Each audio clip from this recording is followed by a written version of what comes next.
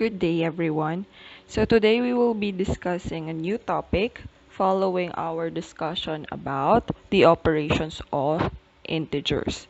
So for today, we will be talking about rational numbers and some introductory concepts regarding rational numbers. So if we go back in the operations on integers, so halimbawa, if we apply, let's say, two real numbers or two whole numbers, let's say 5 and 10, okay? 5, 10, 5, 10, and 5, 10. Okay? So, applying the operations here, you already know that these two are positives because they do not have um, any signs with them, 'di ba? So pwedeng nakasulat yung positive sign, pwedeng hindi. Okay? So applying the operations on integers on the following given, let's say we add the two. We have 5 plus 10, which is equal to 15. Okay? So a real number or a whole number plus a whole number results to a whole number. Okay? If we subtract this one, the result is negative 5. Okay? Integer, the result is also an integer. We can also call these as integers, positive integers. If we multiply 5 and 10, two integers being multiplied will result to another integer, positive 50. But when we divide, okay, 5 divided by 10, of course, kung halimbawa meron tayong 5 cookies, hahatiin sa 10 bata. No, so bawat bata ay mayroong tig-kakalahati. 'Di ba? So saan galing 'yon? We have 5 over 10 or 1/2. Okay? So as you can see, closed po, pag sinabing closed, ibig sabihin yung number natin, kung siya ay integer, no, close siya sa grupong yon, dun lang siya.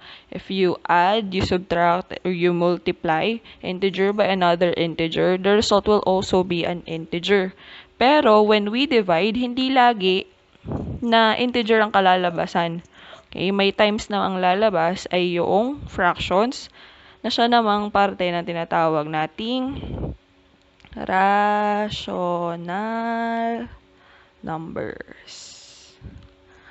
Okay? So, dyan po galing yung ating rational numbers na pag-uusapan today. Okay? So, a rational number is any number that can be written as a quotient in the form n over d, where n and d are integers and d is not equal to 0. No po? So, yung mga fractions or mga numbers na pwedeng maisulat in form of a fraction, yun po yung rational numbers. No? So, always remember that a rational number cannot have 0 as its denominator. Okay? So, yun yung sinasabing undefined na tinatawag na term. Halimbawa, 3 over 0. This one is called undefined. Bakit? Kasi hindi siya swak. Undefined. Wrong spelling. Undefined. Okay? Kasi hindi siya swak sa definition ng ating rational numbers. No, so 3 over 0 is undefined. 0 over 3 is still equal to 0. No? Ang kawalan, hatiin mo sa 3, wala pa din. Okay? Then, 0 over 0, this one is what we call indeterminate. Indeterminate. Okay? Ayan. So, these terms, naririnig niyo ba yan in the near future? No? So, again, pag undefined, our denominator becomes 0. Then, indeterminate, rare naman nating mapag-uusapan yan. No, bakit siya naging indeterminate? Kasi, di ba, mayroon tayong rule na any number divided by itself is 1. Pero ang 0, divide mo sa kanyang sarili, 1 pa rin ba ang lalabas? Di ba? So, hindi pa siya determined. Cannot be determined. Kaya, indeterminate. So, important terms that you should know when discussing about rational numbers or fractions, no, we have what we call proper fractions. Ano example ng proper fractions? So, always remember, pag proper, it's numerical, or it's numerator, yung number sa taas, its value will be lesser than the denominator, no? So, for example, we have 1/2, ayan, o kaya ay 4/5, o kaya naman ay 1/10, no? So, these are examples of proper fractions.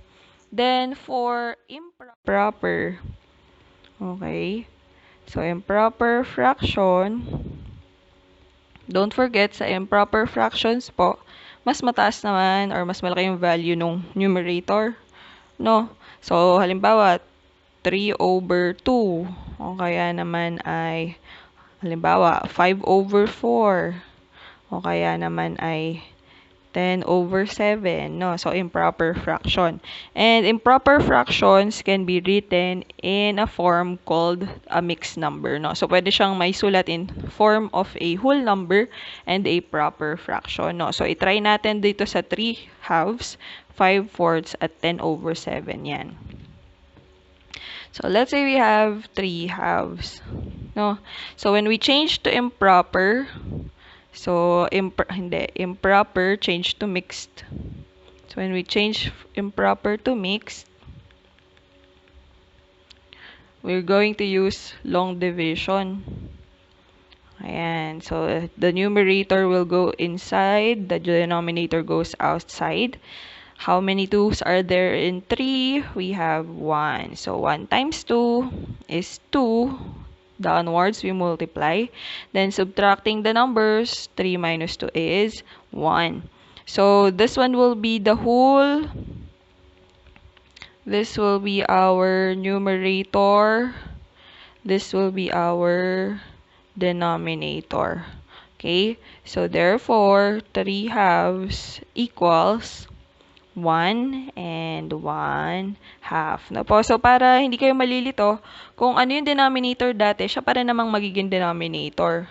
Okay? So, kung ano yung nasa ating quotient, no, that one is the whole. And kung ano yung nasa place dapat nung 0, kung tayo ay nagdi-divide ng sakto, edi yun yung ating magiging numerator. No po? So, yung part ng whole. Okay? So, that is how we write fractions in improper fractions to mixed number. No? So, isa pa, yung 10/7 natin, itry natin. Okay, so we have 10/7. We divide by long division. 10 will go inside, 7 will go outside. So, how many 7's are there in 10? We have 1. So, 1 times 7 is 7. Subtracting the numbers, we will have 3. Okay? So, to write this in mixed form, we have 10/7 equals. So, kung ano yung ating nasa taas, siya yung whole. The remainder will be our numerator. And kung ano yung denominator dati, siya pa rin magiging denominator. So, 1 and 3/7. Okay. So, let us now proceed with the other terms that we have to discuss, no? So, meron tayong tinatawag na decimals. So, dati napag-usapan na rin natin kung ano yung decimals, no? So, when we say decimals, this is just another form of a rational number, no? So, meron tayong tinatawag na terminating decimals. So, pag sinabing terminating decimals, ito yung mga decimal na from the word itself, terminates, natatapos.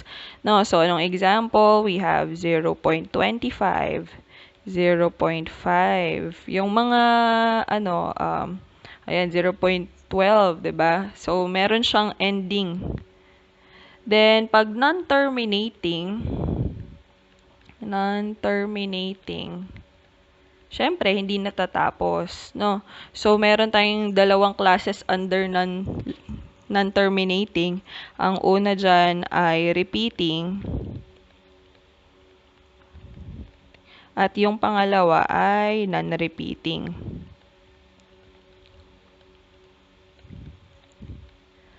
Okay? So, pag non-terminating repeating, hindi natatapos na paulit-ulit ang decimal. So, for example, 0.3333 dot dot dot. Na po. So, this one can be shortened as 0.3 with a bar on top of 3 to mean that the number repeats. Pag non-repeating naman, halimbawa 0.123 1, 4, 5, 6, 7, dot, dot, dot. Diba? So, yung dot, dot, dot na yun, yung ellipsis, diba? Ang ginagawa natin, at least 3 or 4 numbers will determine its pattern. Pero as you can see dito, wala pong pattern na nabubuo. Okay? So, tatandaan po, itong mga non-repeating, non-terminating decimals natin, ito ay part ng tinatawag na irrational numbers. So, ibig sabihin, for today, we will focus with terminating decimals and non-terminating repeating decimals. Ayan. So, yung nandito sa slide, we are to change fractions to decimals. No? So, pag nag-change tayo, given ang fraction, dalawa lang ang pwedeng kalabasan yan. Either terminating decimal, o kaya naman ay non-terminating repeating decimal. No? So, itry natin tong negative 3/8 na nandito sa slide. So, when we divide, kagaya ng paggagawa natin or pagre-rewrite ng improper to mixed. No? So, kung ang given mo man ay negative 3/8, disregard mo muna yung negative sa last natin ilalagay yan. Okay? So, maglo-long division ulit tayo. The numerator goes inside, the denominator goes outside. No? So, pag nakaganyan na siya, pwede na tayong mag-divide. So, can we get 8 from 3? Siyempre, wala, diba? So, we will put 0. 0 times 8 is 0. Subtract. Okay, we have 3. Then, pagdating sa part na yan, no, you have to add a decimal point, then add another 0. No, so, yung decimal point na yon dapat meron din sa taas.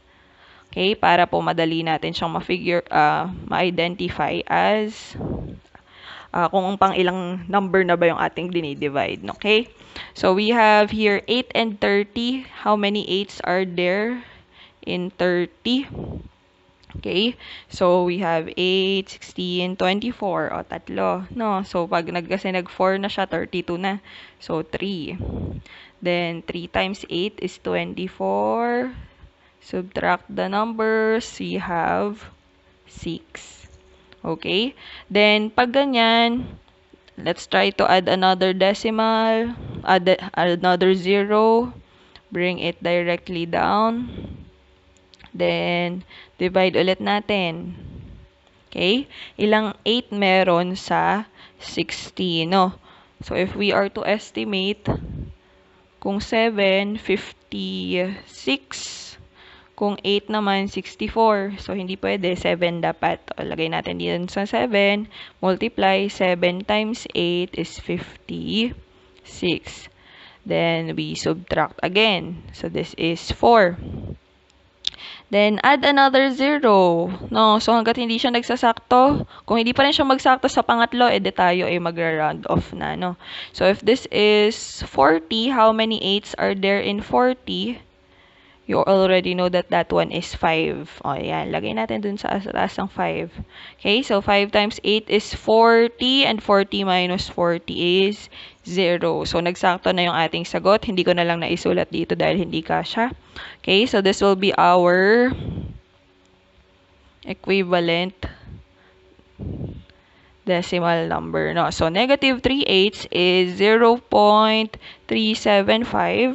But don't forget the sign, no? Dahil negative siya, let us put negative in this part. So, negative 0.375. Okay, so let us have another example. Let's say we have 7/10. Okay, so if we change this to decimals, we will do a long division method again. Numerator goes inside, denominator goes outside. No? So, ilang 10 ba meron sa 7? Syempre, wala. So, let us put 0 here. So, 0 times 10 is 0. Subtracting the 2, we have 7. Add a decimal point, then add 0, bring it down. Let us divide. Ilang 10 meron sa 70? We have 7. No? So, 7 times 10 is 70. Subtracting the numbers, we have 0. So, 0.7 siya. Okay? Therefore, 7/10 equals 0.7.